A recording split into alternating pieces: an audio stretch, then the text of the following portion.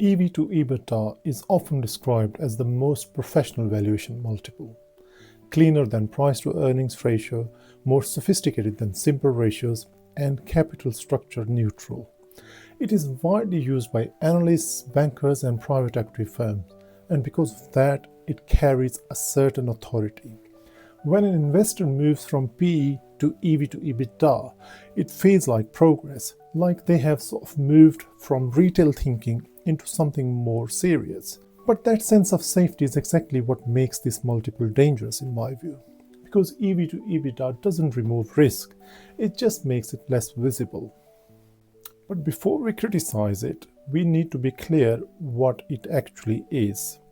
Enterprise value is meant to represent the total value of the business, not just the equity, but the equity plus the debt minus cash.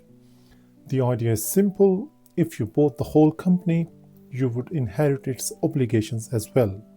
All makes sense, and it all sounds rigorous. EBITDA is earnings before interest, tax, depreciation, and amortization. In other words, operating profit before financing costs and before accounting charges for assets wearing out. So the ratio is trying to answer a simple question: how much is the whole business worth relative to the operating earnings it generates? Conceptually, that sounds quite sensible in my view, which is why so many professionals use it.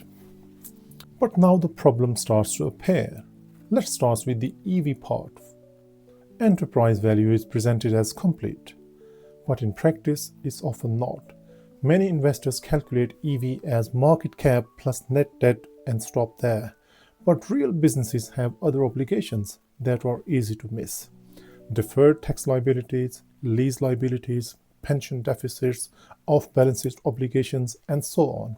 If those are not included, the EV is already understated before you even begin. So the number that looks precise is often incomplete from the start. Then there is the quiet assumption inside EV. It treats debt as if it behaves like equity. It doesn't. Equity absorbs shocks. Debt demands payment regardless of conditions. Funding structure doesn't just fund the business, it shapes how fragile the business is when conditions change. EV smooths over that difference, but it doesn't remove it. Now we come to EBITDA. This is where the multiple becomes much more slippery. EBITDA removes interest, it removes tax, it removes depreciation. What you are left with feels clean and comparable. But businesses are not clean, and they are not comparable in the way ratios pretend. Depreciation, for instance, is called a non-cash charge, but depreciation is the accounting recognition that machines wear out, equipment ages, and systems must be replaced. Some businesses need very little reinvestment to keep going. Others must spend heavily just to stand still. A software firm and a steel mill can show identical EBITDA. Economically, they are nothing alike. One produces cash you can keep, the other produces cash you must immediately reinvest. EV to EBITDA treats them as comparable. They clearly aren't. There is another distortion here that is rarely discussed.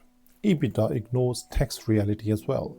Two businesses with identical EBITDA can produce very different after-tax outcomes depending on where they operate and how they are structured. Different tax rates, different deductibility of expenses, different jurisdictions.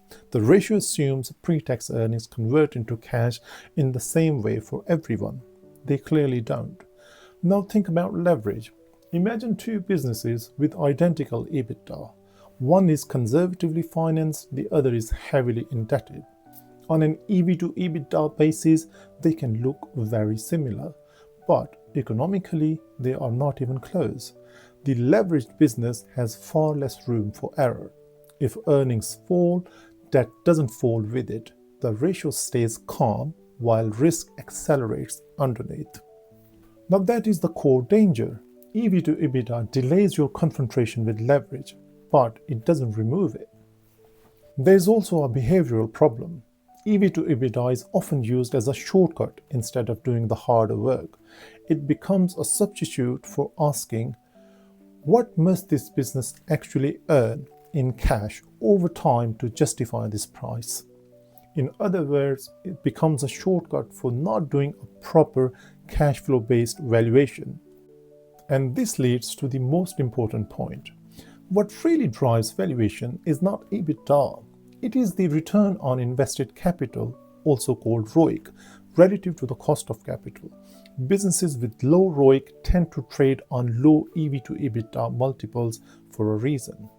Businesses with high ROIC tend to sustain higher multiples, so the multiple is often an outcome of business quality, not a measure of it. Which is why a low EV to EBITDA is often not a bargain, but a warning sign. So how do professionals actually use this multiple? They don't use it as a conclusion, they use it as a filter. When a professional sees a low EV to EBITDA multiple, the reaction isn't relief, it is suspicion. What is this ratio hiding? How much debt sits underneath? What liabilities are missing from EV? How cyclical are those earnings? What does ROIC look across a cycle? The multiple opens the door, it doesn't finish the analysis, and that is the key point. And now the pattern across this series should be quite clear. Price to earnings ratio compresses expectations into one number. ROE rewards leverage. Free cash flow hides reinvestment trade-offs. EV to EBITDA hides leverage, tax reality, and capital intensity. Each ratio feels like an upgrade, each removes visible complexity, and each quietly relocates risk somewhere else. Which brings us to the next step. Because once you move beyond multiples, you are forced to confront the most assumption-heavy number in finance, the weighted average cost of capital, also known as the WACC. Often quoted to 2 decimal places, often treated as precise, in reality built on layers of assumptions. If this way of thinking resonates, skepticism over shortcuts and judgment over formulas, then this channel is probably for you. Subscribe if you want to keep building that lens, and I'll see you in the next video. All the best.